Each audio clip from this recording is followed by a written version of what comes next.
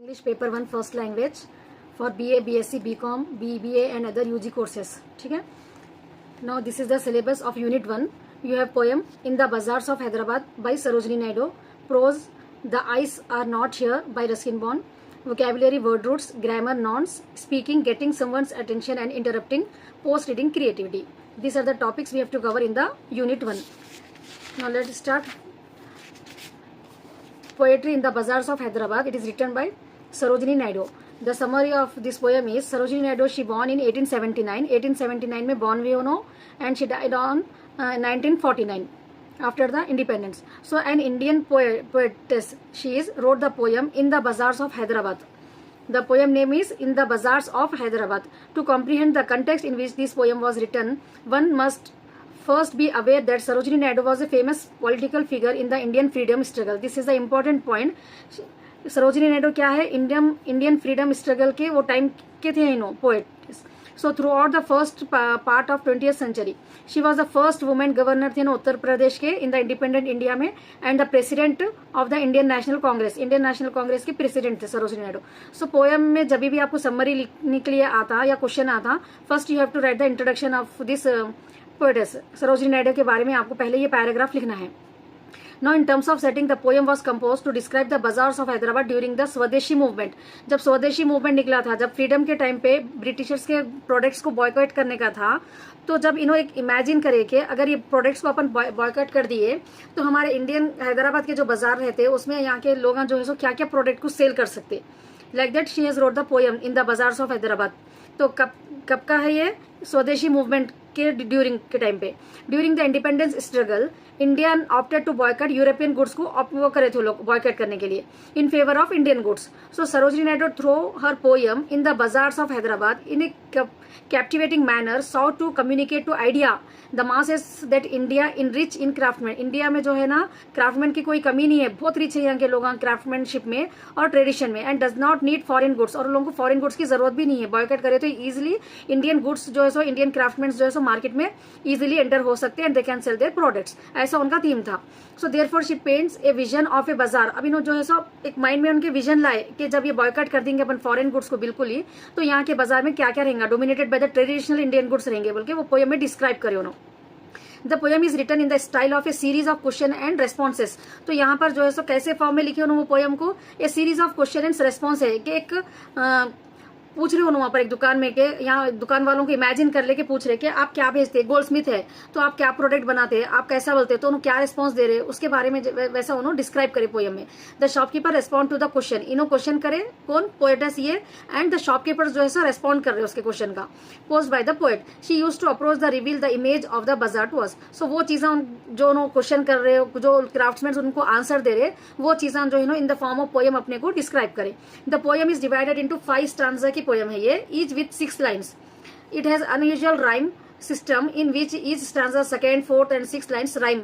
Rhyming is also seen in the third and fifth line में भी रहता है इसमें. The last stanza however is an exception. So now first you should know the words she has used in the poem. So this is the glossary. Wares, articles offered for sale. Now you get the idea no कि ये poem किसके बारे में है अपने को, कि एक मार्केट में एक बाजार में जो है सो क्या चीजें जो है सो सोल्ड होने का है.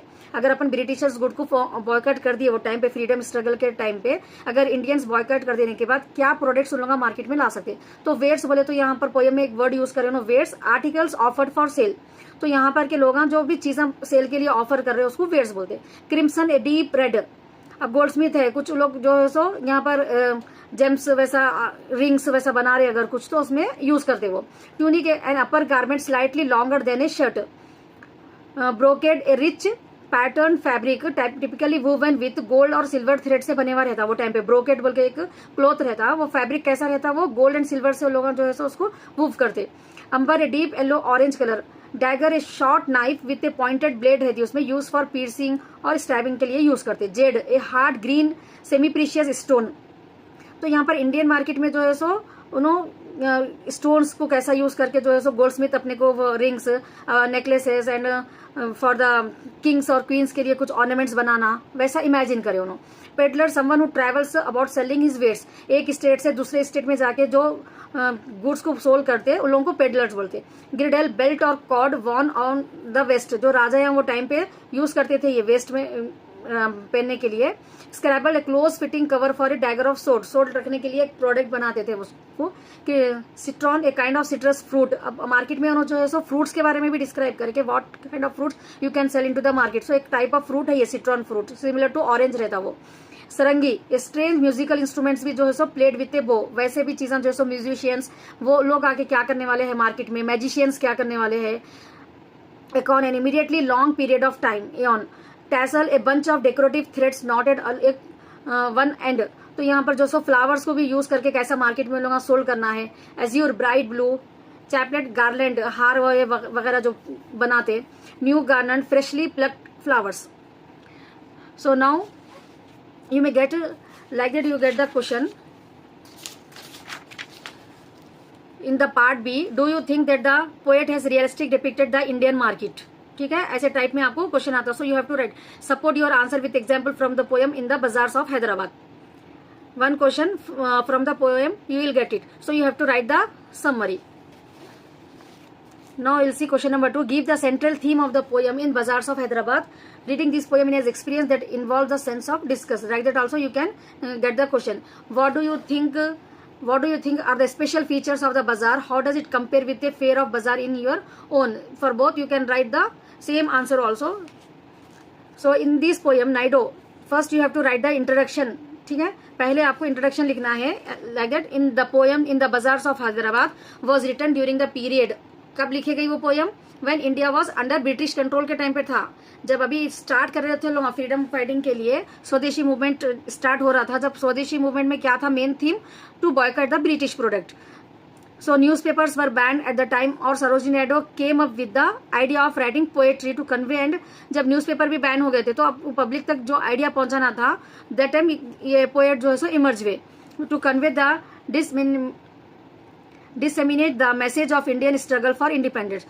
Through this poem, the poet reminds Indians of the various Swadeshi Indian commodities available on the market so that they boycott their foreign products. So ये पोयम पढ़ के जो है सो लोगों के अंदर एक आना कि हाँ हम ये चीज़ें जो है सो बना सकते हैं और हम इसको इंडियन के ये फॉरेन प्रोडक्ट्स को जो है सो बॉयकॉट करते थे, उसको एंकरेज करने के लिए ये पोयम लिखी गई। Main theme of the poem is that only in the बाजार ऑफ हैदराबाद। ये ब्रिटिश कंट्रोल के टाइम पे जो है सो लिखे सो है। कौन लिखे? वो सरोजिनी नायडू लिखे। एंड लोगों के अंदर उन्होंने ये स्वदेशी मूवमेंट जो निकाले थे बॉयकॉट करने के लिए, लोगों तक पहुंचाना था क्योंकि न्यूज़पेपर उस टाइम पे बैन हो गए थे। Now Sarojini Naidu described the magnificent things of life along with common scene in the bazaar of Hyderabad. The poem is set in the form of conversation हो रहा है यहाँ पर। पोएम में क्या हो रहा है यहाँ पर? कन्वर्सेशन हो रहा है between the customers and the vendors. So Sarojini Naidu has repeatedly asked question in every stanza. हर स्टैंजा में पोएम की आप देखेंगे she is asking a question about the different kinds of goods sold in the bazaar.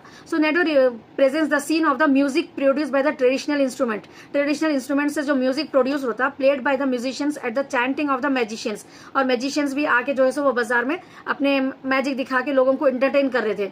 The various fruits belonging to sold by the fruitman. Fruitman भी थे वो market में। Weighing of saffron, lentils, rice by the vendors and other depictions of different wears.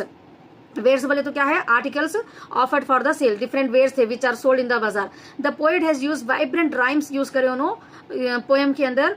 And the magnificence of the बाजार के जो है importance बताया and the product sold. The poet not only points out the beauty of the market. ये poem में इतना अच्छा तरीके से बताया कि मार्केट कितने ब्यूटी है, कितने डिफरेंट वैरायटी ऑफ प्रोडक्ट्स अपने इंडिया के अपन मार्केट में ला सकते हैं। अपने को जो है सो मार्केट में कुछ भी इफेक्ट नहीं होता अगर अपन ब्रिटिश के प्रोडक्ट जो है सो अपन बॉयकॉट करें तो, बोल के माइंड्स में लोगों के जो है सो ये लाए उन्होंने thought. To that assorted flowers available in the market but are also significant in terms of diverse colors। और उसमें जो है सो डिफरेंट प्रोडक्ट्स के फ्लावर्स के जो है सो कलर्स को भी डिस्क्राइब करके मार्केट कितनी कलरफुल है, which signify the diversity of Indian culture. And temporary market where buyers and sellers meet. कैसी मार्केट को रिप्रेजेंट करे उन्होंने? जहां पर बायर और सेलर दोनों मीट हो रहे to transact their business is known as fair. Fair means जहां पर बायर और सेलर आते। ठीक है। A fair occurs at regular intervals में होता है 6 months yearly like that. Usually जैसे अपने पास एग्जीबिशन लगता ना, in the exhibition also is nothing but a fair where buyers and sellers meet at a regular interval, usually in the same site at the same timer of year and last for several days or weeks also.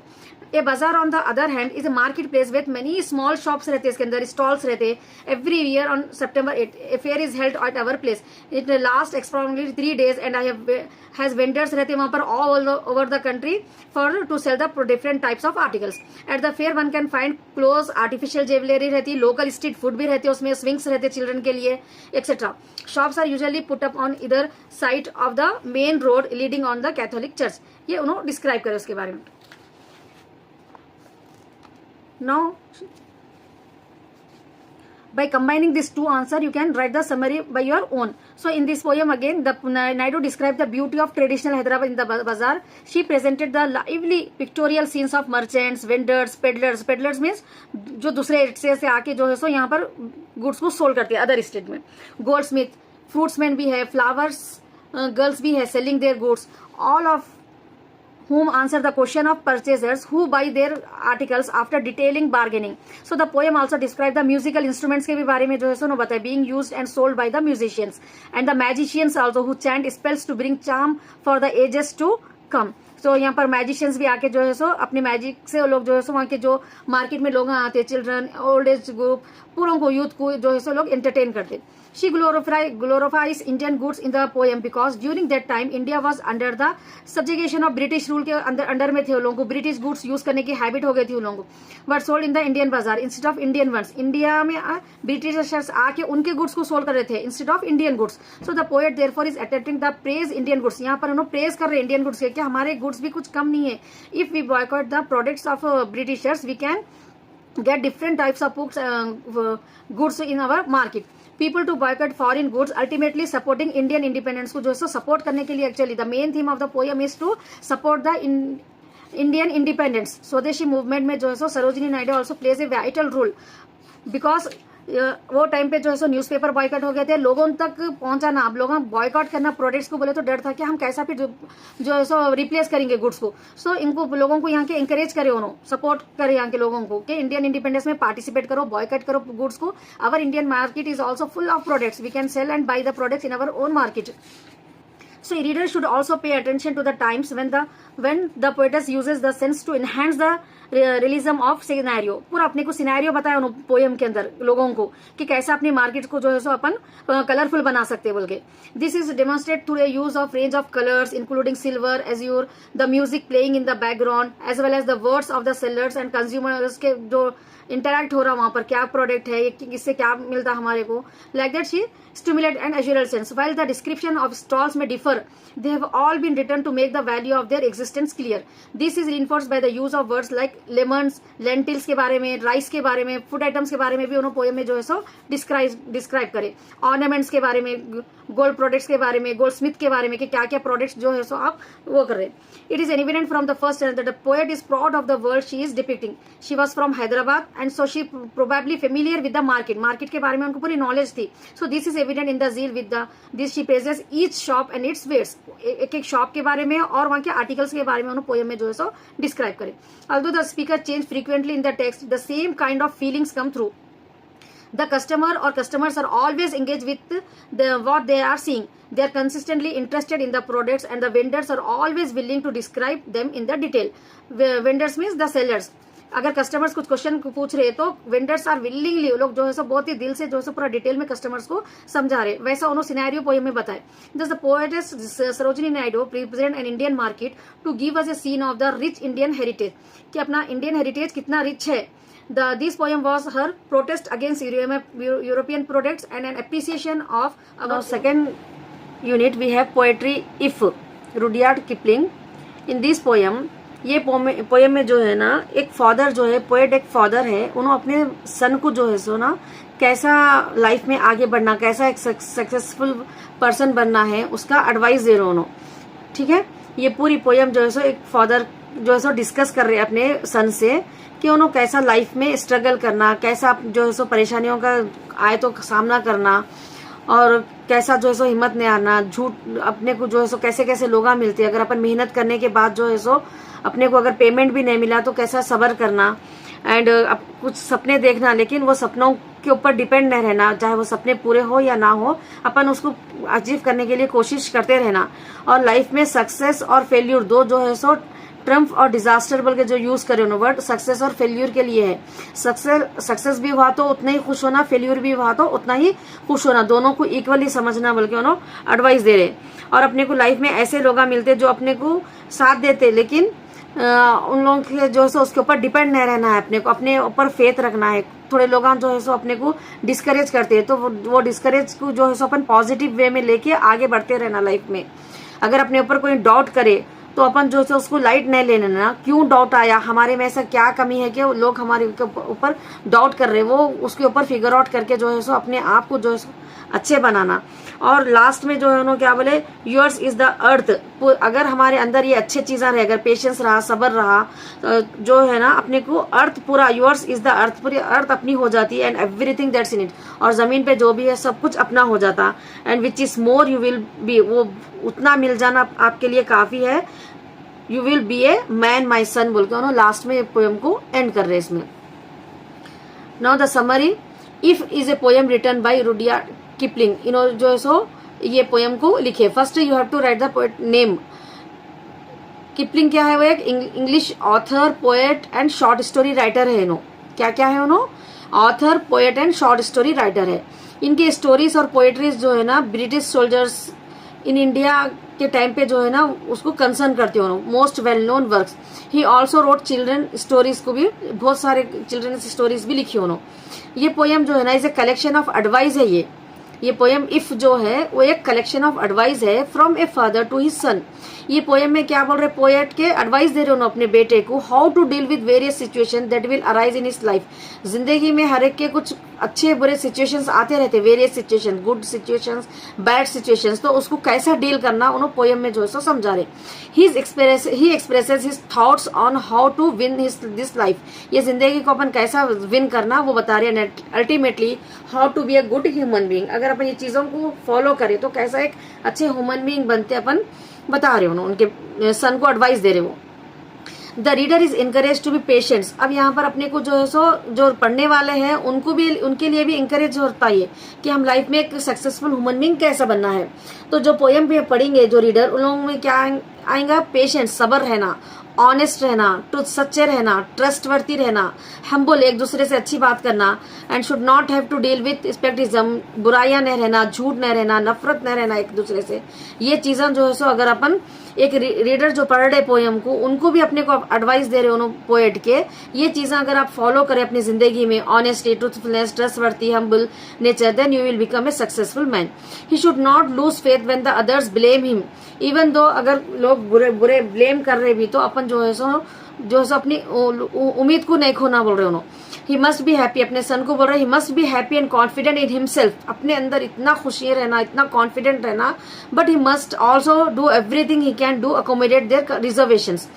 He must keep his integrity, अपनी respect, self respect रख लेना, अपने values को नहीं खोना, अपने principles जो भी रहते हैं वो प्रिंसिपल्स के बेस पे अपन अपनी लाइफ गुजारना। But he must not appear to good और इंटेलिजेंट, लेकिन ओवर क्रॉस नहीं हो जाना, उससे बहुत इंटेलिजेंट नहीं बनना, सामने लोगों के सामने बहुत अच्छे भी नहीं बन जाना कि सामने वाला अपने से फायदा उठाए। That also a father is giving the advice to his son कि जिंदगी में आगे बढ़ो लेकिन प्रिंसिपल्स को, वैल्यूज को फॉलो करो, ओवर न को हो जाओ, इंटेलिजेंसी अपनी ज्यादा न को दिखाओ लोगों को कि आपका फायदा उठा सके।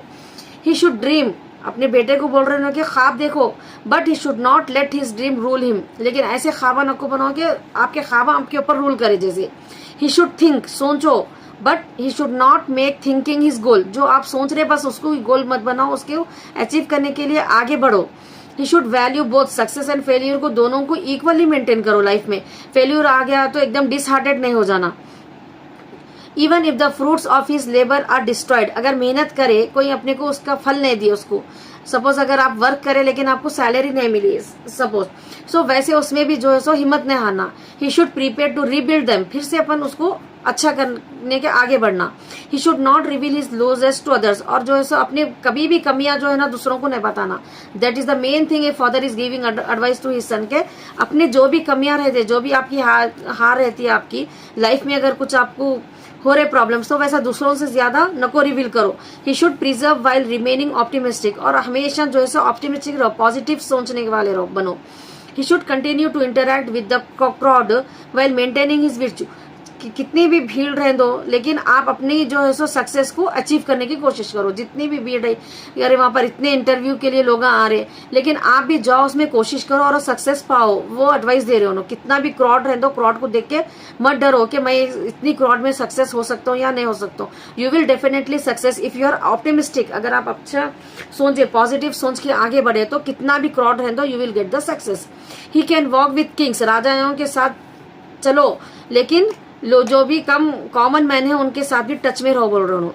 नो बडी neither friends nor his foes, foes बोले तो यहाँ पर एनिमी, आपके दुश्मन भी आपका कुछ भी नहीं कर सकते, आपके दोस्त भी फ्रेंड्स भी आपका कुछ भी हार्म नहीं कर सकते। Should not be able to harm him. All man should be able to rely on his assistance. He needs to forgive दोस्त, अगर कोई आपके साथ बुरा करे तो उनको माफ कर देना। If he can accomplish all of these task, अगर ये चीजों को उन सब करे जो भी उनके फादर उनको एडवाइस दे रहे, then what he saying in the last 2 lines of the poem, earth and everything on it, ये पूरी जमीन और इसके ऊपर रहने वाली हर चीज तुम्हारी हो जाती, and he will be a man, और बस आप वहां पर एक अच्छे सक्सेसफुल मैन बन जाते। The poem has good rhyme है इसके अंदर, good features, excellent sound effects है इसके अंदर। जब पोएम पढ़ते आप तो आपको एक्सेलेंट साउंड इफेक्ट्स मालूम होते, और images and the attitude in चीरफुल optimistic, कैसा अपन अपनी जिंदगी में आगे बढ़ना हंसते हुए, अपने को पोएम पढ़ने से एक इंकरेजमेंट हो जाता। द लैंग्वेज स्ट्रेट फॉरवर्ड है, बिल्कुल आप पोएम पढ़े तो आपको इसके वर्ड्स इजी समझ में आ जाते कि पोएट अपने सन को क्या एडवाइस दे रहे। Language is full of symbols, figures, speech, specially when it's absolutely quality मालूम होती है इसके अंदर। The poem theme is to, क्या है पोएम का मेन थीम क्या है इसमें, हैप्पी एंड सक्सेसफुल लाइफ कैसा रहना। कंडीशनल बहुत आते अपने को, fulfilment is discussed in this poem, कैसा आए तो भी अपने को कैसे कैसे लोगों से कैसा सामना करना वो अपने को बताया गया है। If certain requirements as outlined in the poem are met, perfect man can exist. अगर अपनी पोएम के जो आउटलाइन है उसको अगर फॉलो अप करे तो we can become a perfect man and enjoy his life. It is Kipling's most famous poem है उनकी If ये. It attract nationwide attention. It should become a very popular anthem also. We'll discuss a poem, Ulysses. Alfred Marshall has written this poem.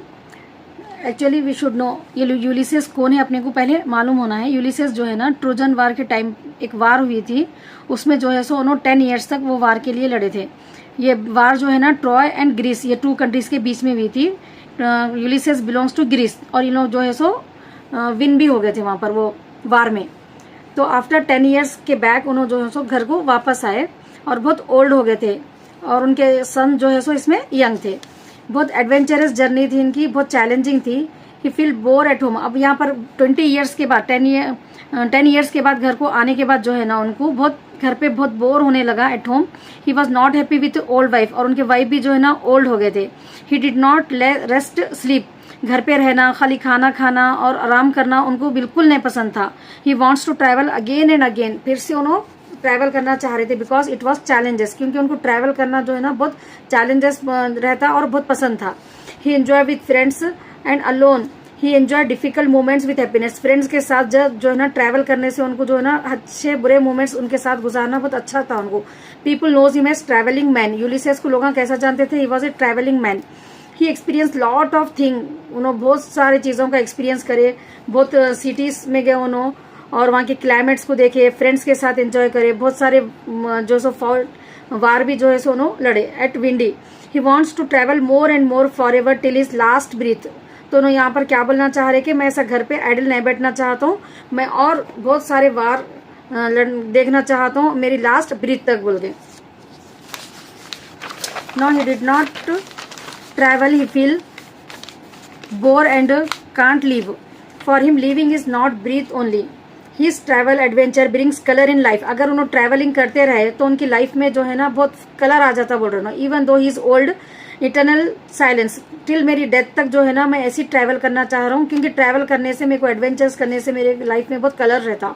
Eight this stage also he wants to travel three sons poem में जो सन जो है ना, ये example है कि remaining days जो भी उनकी लाइफ के है। और सिंकिंग स्टार बोले तो एक ओल्ड मैन है, ऐसा कंपेयर कर रहे हो। थ्री सन बोले तो उनकी रिमेनिंग लाइफ को, और सिंकिंग स्टार जो है ना ओल्ड मैन।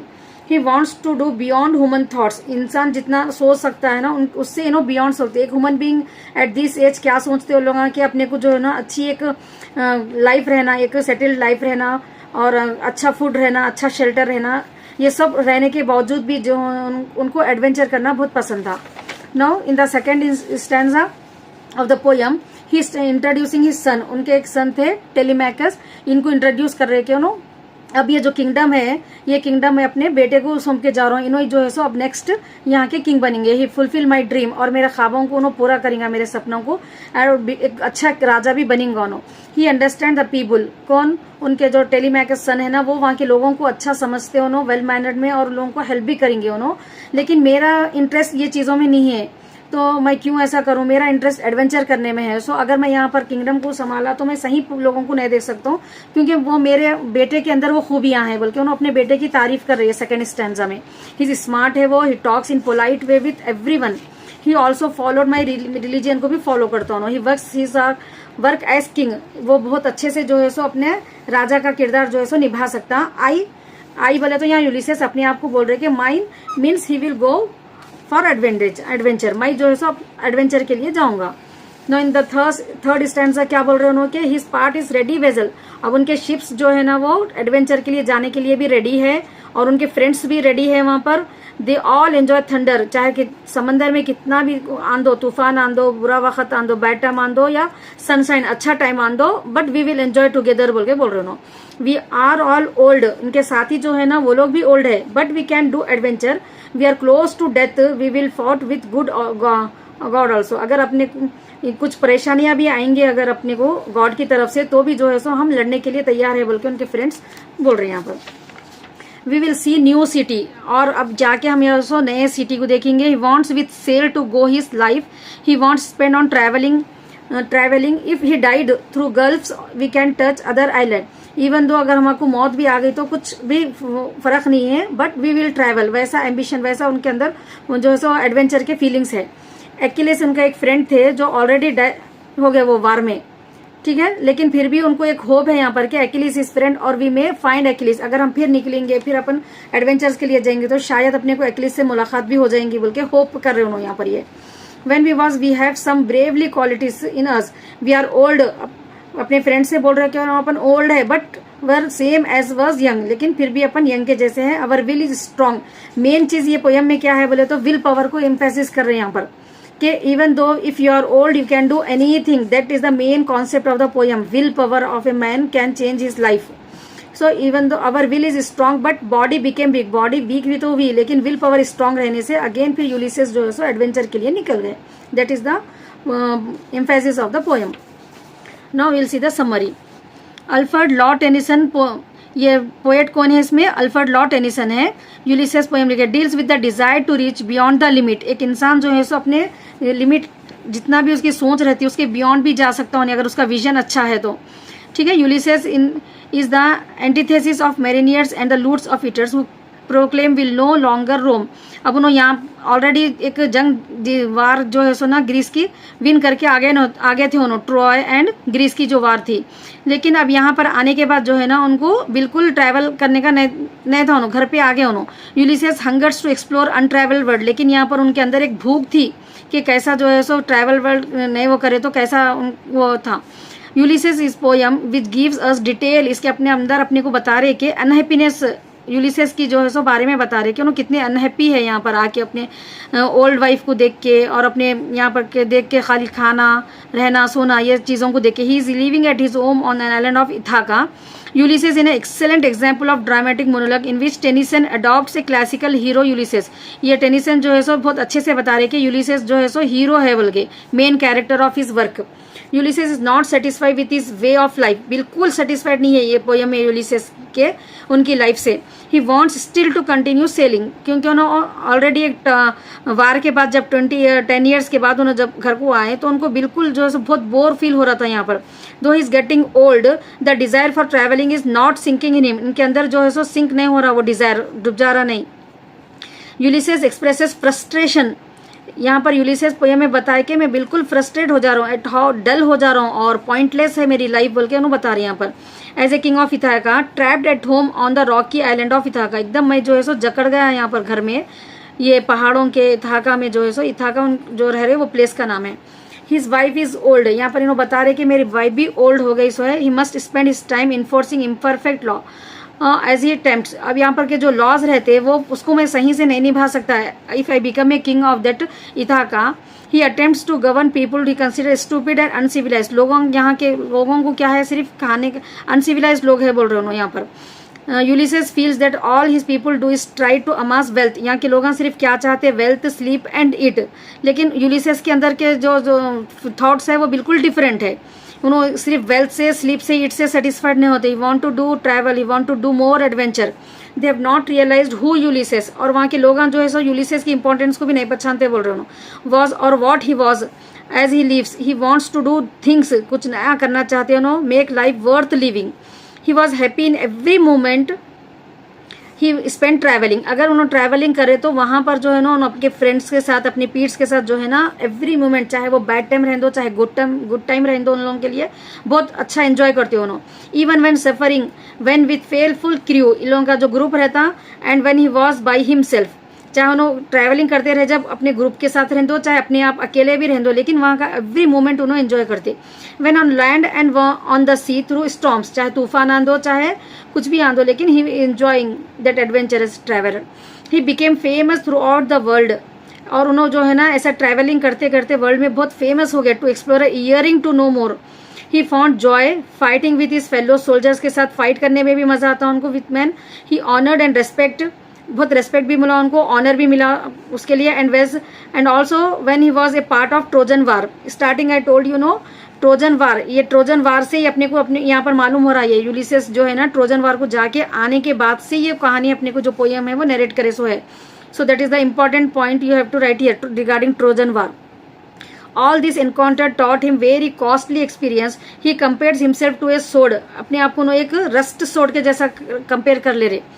एक तलवार को अगर रस्ट आ गया तो वो बिल्कुल काम की नहीं रहती ना, तो इनकी लाइफ वैसा हो गई बोल के कंपेयर कर रहे हैं उन्होंने। मैं भी जो इतना एडवेंचरस मैन हूँ, जो मैं ऑलरेडी विन करके आया, ग्रीस वालों को जिताया मैं, लेकिन मेरी लाइफ जो है ना एक रस्ट sword के जैसा हो गई, without being used in the battle.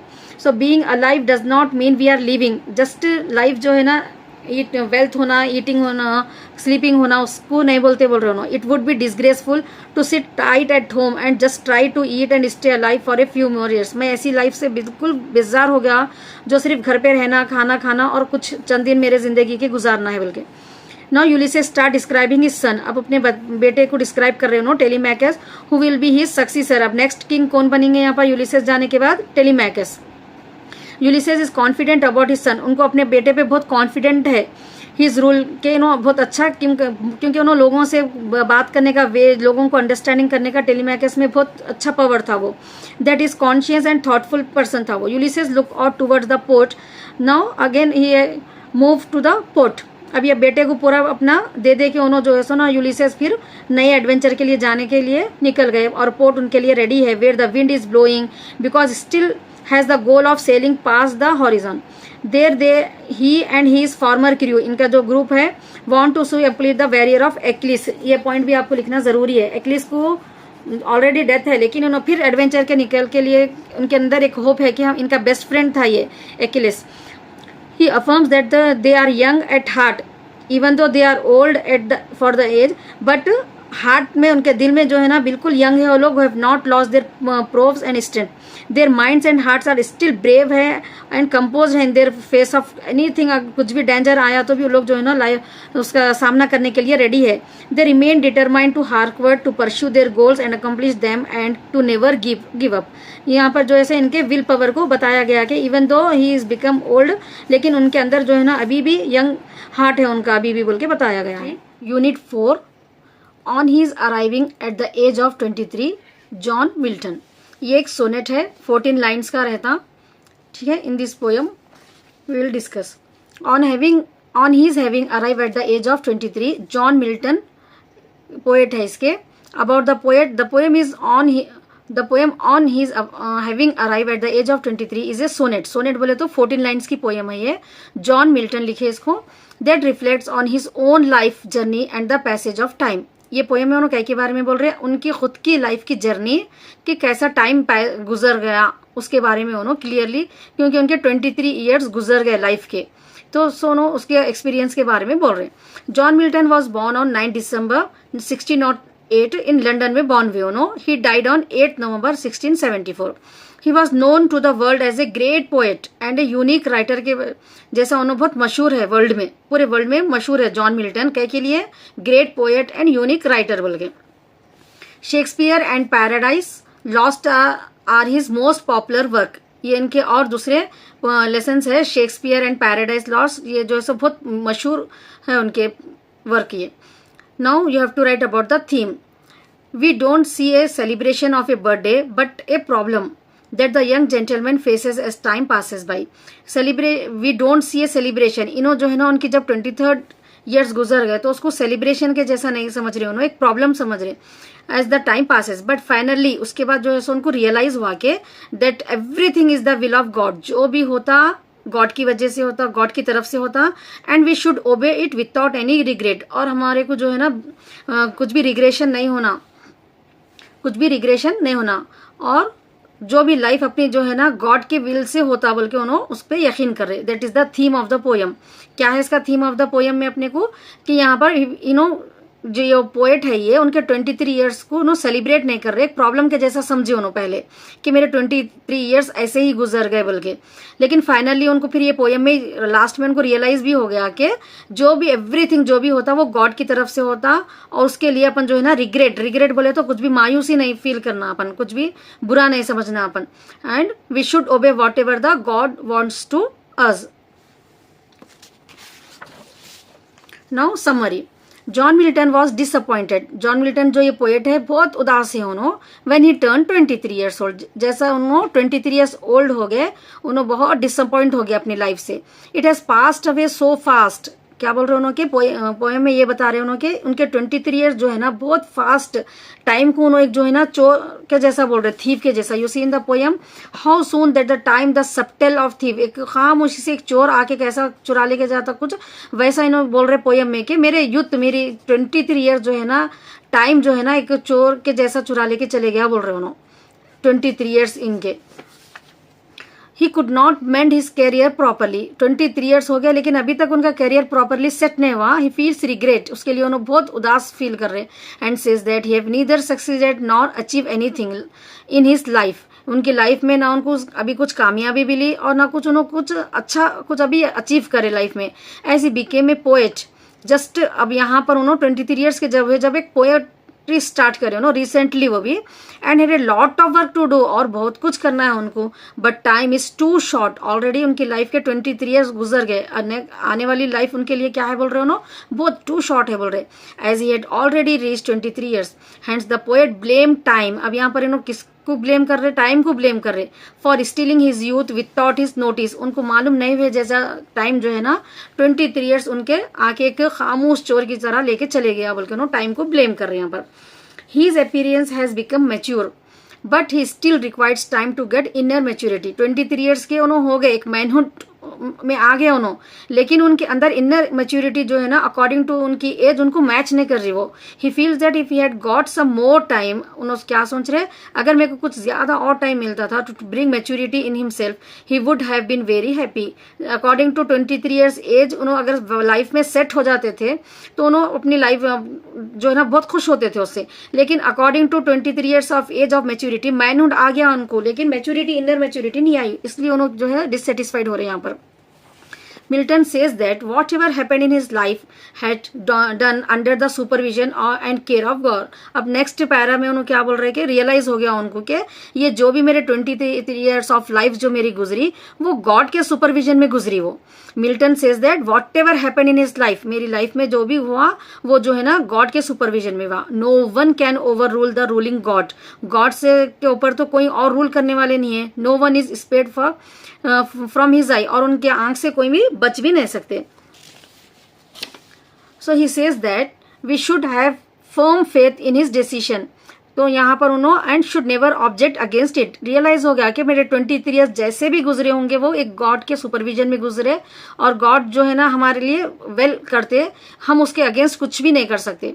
Milton dedicated his abilities to God as a faithful servant. अब यहाँ पर उन्होंने क्या बोल रहे हैं कि मेरी लाइफ जो भी है मैं गॉड के लिए डेडिकेट कर देता हूँ, मैं एक फेथफुल सर्वेंट बन जाऊंगा गॉड का। And he firmly believe that God will make him successful, और उनको अब यहाँ पर पूरा बिलीव हो गया कि if I believe in God what ever next, अब मेरे को यहाँ तक तो जो टाइम गुजर गया, अब नेक्स्ट जो टाइम है मैं गॉड के ऊपर बिलीव करके चला अगर, तो मेरे को डेफिनेटली सक्सेसफुल होऊंगा मैं। And an appropriate time with his poetic powers, और मेरे पोएटिक पावर से मैं कुछ वर्ल्ड में जो है ना फेमस भी बनूंगा बोल के ये बिलीव करे। And he became like that also. So यहाँ पर अपने को क्या मोरल मिल रहा है स्टोरी से कि अपना विल जो है ना अपन गॉड के ऊपर बहुत फेथ करना, जो भी अपन कर रहे हैं वो उसके ऊपर बिलीव रखना, फर्मली बिलीव रखना गॉड के ऊपर, and we definitely will become successful in our life. Now time which still his youth also brought him closer to God. तो यहाँ पर क्या रियलाइज करे पोएट के, टाइम जो मेरा वक्त, जो मेरी एज 23 ईयर्स मेरे जो चुरा लिया, लेकिन मेरे को गॉड के क्लोज कर दिया टाइम बोल रहा हूँ। Milton journey is really from questioning to knowledge. इन्हों जो पोएम में स्टार्टिंग कर क्वेश्चनिंग जो कर रहे ना, मेरी एज ऐसा गुजर गई, बहुत डिसअपॉइंट जो थे उन्होंने क्वेश्चंस थे उनके माइंड में कि कैसा मेरा 23 ईयर्स गुजर गए बोल के, वो क्वेश्चंस पूरे उनको क्या हो गया, नॉलेज में कन्वर्ट हो गए वो। He seemed like a true devotee, यहाँ पर एक डिवोटी बन गए गॉड के, to God servant, to his taskmaster. God finally Milton realized that whatever God does it's for our good. यहाँ पर उनको रियलाइज हुआ कि गॉड जो भी करते हमारे अच्छे के लिए करते। Now we have to write the conclusion. When the poet attains his manhood, जब उन्होंने मैनहुड बोले तो यहाँ पर 23 ईयर्स के जब अटेंड हो गए उन्होंने, ही रिग्रेट कर रहे थे उन्होंने against God decision of not giving him enough time, नहीं दिए मेरे को गॉड बोल के to attend maturity. But then he उसके बाद उनको रियलाइज हुआ कि that whatever God does is only good for us. Initially the poet questions कर रहे थे द डिसीजन ऑफ गॉड के ऊपर to bring his manhood so hastily, but finally he realize that he should not have any doubt, कुछ भी doubt नहीं हो उनको, और regret in the decision of the God. So what is the moral of this story is that will of the God, we have to believe on the will of the God. God जो है ना हमारे लिए जो भी करते वो हमारे गुड के लिए करते, अच्छे के लिए करते हमारे। So if you are writing the summary of any poem or lesson, see first you have to write a paragraph about the author, poet. If author is there, if you are attempting a prose, about the prose बोल के वो writer के बारे में लिखना है यहाँ तक, ठीक है। Then you have to write the theme. Theme में क्या करना है आपको कि वो लेसन का जो भी शॉर्ट फॉर्म, अब यहाँ पर क्या था, सेलिब्रेशन नहीं कर रहे उन्होंने उनकी बर्थडे, उनको प्रॉब्लम्स थे, फिर उसके उनको रियलाइज हो गया, फिर उनको अब कुछ भी रिग्रेट भी नहीं है, ये है ना उसका थीम जो है ना शॉर्ट में अपने को जो है ना बताना है 4-5 लाइन्स में। Then you have to explain the summary 1.5 page की समरी जो है सो एक्सप्लेन करने के बाद लास्ट में conclusion you have to write about 2 paragraph short 4-5 lines के 2 पैराग्राफ्स में what is the problem, then what is the poet achieve in the last, that you have to write, you will get the full marks for that.